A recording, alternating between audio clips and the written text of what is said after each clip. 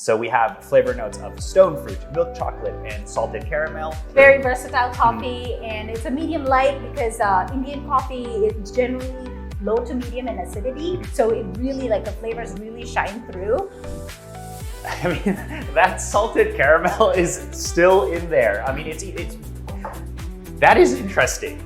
In specialty coffee, you have such diversity and variation in flavors, and you can experience that from coffees from around the world.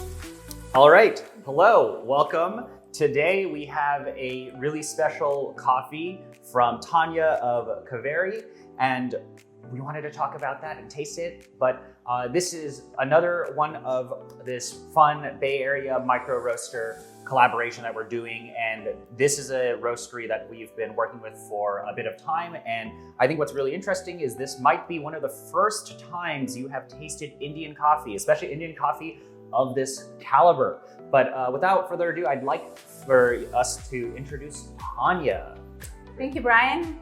Hi everyone, my name is Tanya Rao and I'm the roaster and founder at Kaveri Coffee Works. We specialize in Indian coffee from different parts of India, and with a focus on specialty, quality, and experiencing diversity of flavor profiles. Mm-hmm. Today we're going to be sampling and showcasing a coffee from Koraput, Odisha. This is in the eastern part of India, which is actually not a traditional coffee growing region. It's a much newer region from the early 1900s. Coffee has been growing in India since the mid 1600s. And the more popular region is in the southern state of Karnataka called Chikmagalur. But this coffee is from a really special farm called Madhu Agro Plantations. It's a women-owned and led farm. So it's a family-run farm that is now being managed by a mother and daughter duo. And 99% of the workforce that they use are local tribal women. This is going to be a really interesting coffee. So what we're going to do is we are just going to, we'll talk a little bit more about the coffee and taste it. But here we have the green coffee. So if you want it might be hard to see, but so here's the green coffee of this. Yeah, so what you will see is one that the coffee is really clean. One note about specialty coffee is that it goes through several rounds of sorting and picking and taking away, all the bad cherries or even the bad beans that get into it. So it's really clean coffee. This is also a honey processed coffee. If you take a look, for those of you who are more coffee keen, this is a cleanly processed, high quality coffee. And we then have the roasted coffee, which this is going to be more of, I would say, a medium light.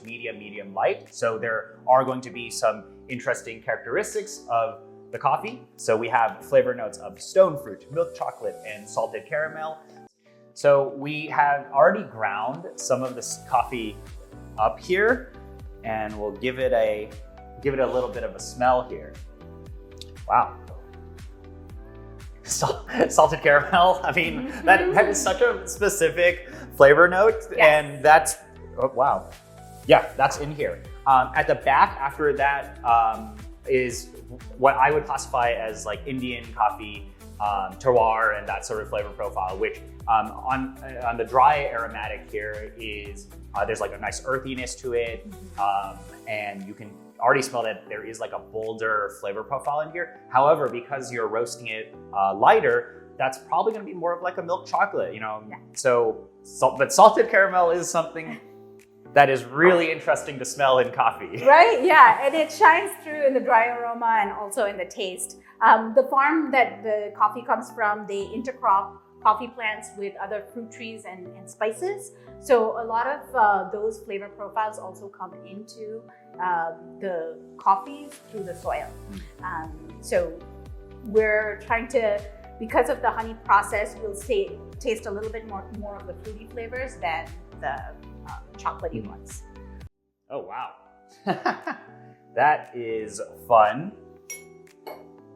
It's just really interesting too, because this is a honey processed coffee. So it's not insanely processed, but the level of aromatics from here is for sure a more chocolatey, earthier, caramel, brown sugar type of flavor profile. Yep. Whereas some of the other coffees that we've featured in the past and coffees that I think a lot of people are used to are like when it's like, oh, floral aromatics and all that. This is that same level of intensity, Yep. but in the different, in this more like brown sugar, chocolate, milk chocolate world. So that's super fun. Yeah, and I think it's really cool that in specialty coffee you have such diversity and variation in flavors, and you can experience that from coffees from around the world. All right, we are now going to taste this coffee and we'll let you know what we think it tastes like. First of all, I think what's really interesting about this is it's got this really nice, bright, vibrant red fruit that is up front that is then really well tied together to this milk chocolate.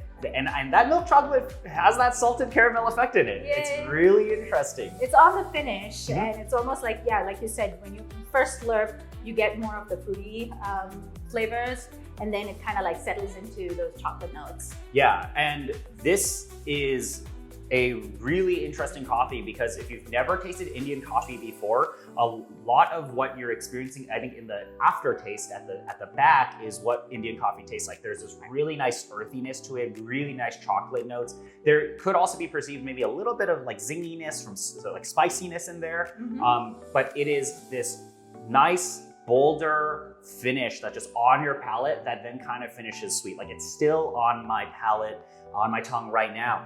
But a lot of what you're experiencing because of the quality of coffee that you've sourced here and the roasting style is you get a lot of nice vibrancy. It's like really biting into a, I don't know, strawberry covered chocolate. I would say like a fresh strawberry, chocolate bar with strawberry filling inside or red fruits inside. It's really nice. Most Indian coffees handle heat really well and always have good body. And so when trying to figure out the profile roast for this coffee, that's why I played with a little bit more of a lighter roast level to keep that vibrancy and to keep a little bit more of those citric acid flavor notes in there. Yeah, but this is really, really nice. One other thing to note as well is this is really clean. Yeah. It's clean acidity presentation, and also how each of the acidity is tied to this mid palate, then it's tied to the finish. It's quite harmonious. It's like you can tell there's things transitioning into each other. Right. I mean, again, I get that nice, vibrant, bright red fruit into chocolate, into like sweet milk chocolate, and then that milk chocolate has a bit of this like salted caramel flavor note in it. So it's really, really easy to, like this is a very impressive coffee, very easy to drink, and also just a kind of I would say a palate expanding experience, right? Like this is what is possible from, Indian coffee or a newer region of coffee, newer processing, newer farm. This is great.